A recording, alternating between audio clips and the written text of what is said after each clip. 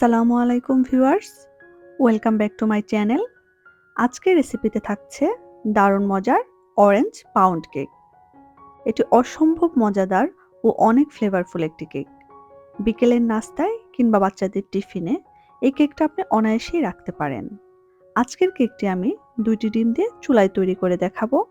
চলুন তাহলে শুরু করা যাক। অরেঞ্জ কেক তৈরি করার জন্য আমি নিয়ে নিয়েছি একটা বড় সাইজের অরেঞ্জ।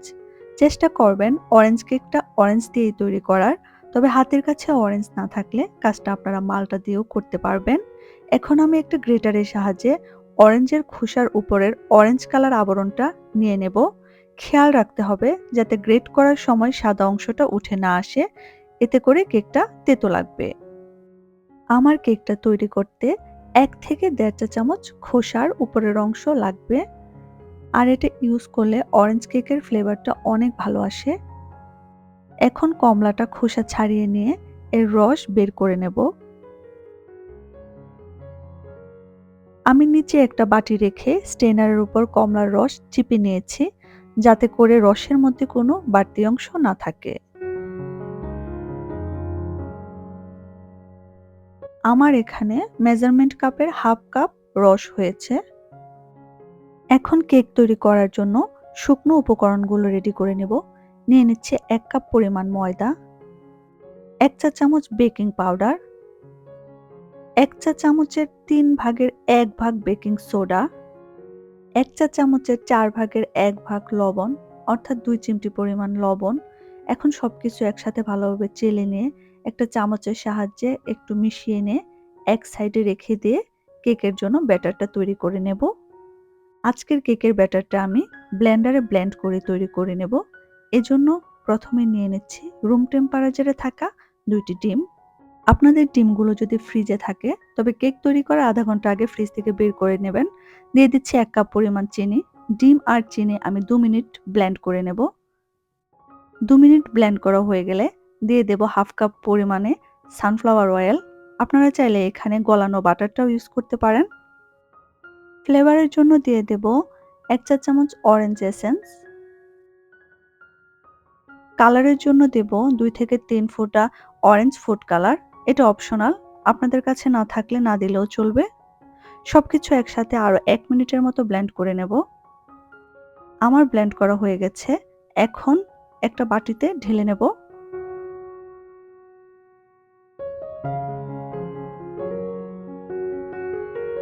এখন শুকনো উপকরণগুলো চেলে চেলে কয়েক ধাপে মিশিয়ে নেব, আর একটু একটু করে ধাপে ধাপে অরেঞ্জ জুসটাও ব্যাটারের মধ্যে মিশিয়ে দিব। এক সাইড থেকে আস্তে আস্তে ঘুরিয়ে ঘুরিয়ে মেশাতে হবে, যাতে করে ব্লেন্ড করার ফলে যে ফোম ক্রিয়েট হয়েছে সেটা নষ্ট না হয়। এতে করে কেকটা ভালোভাবে ফুলবে। আমার মেশানো হয়ে গেছে।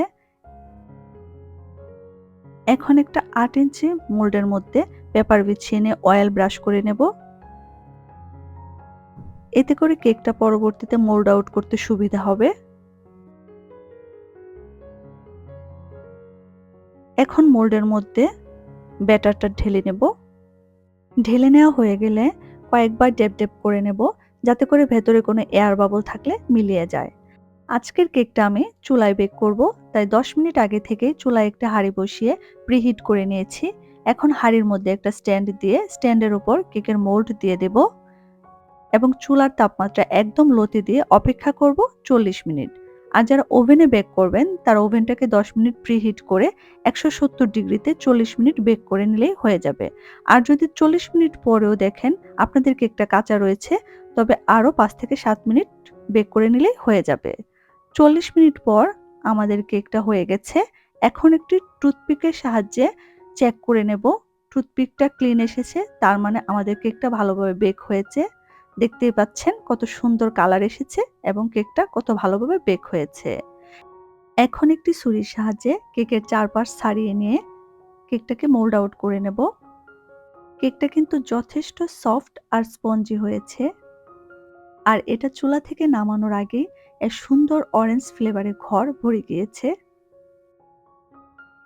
আমি কেকটা কেটে দেখিয়ে দিচ্ছি যে এটা ভেতর থেকে কতটা পারফেক্ট হয়েছে।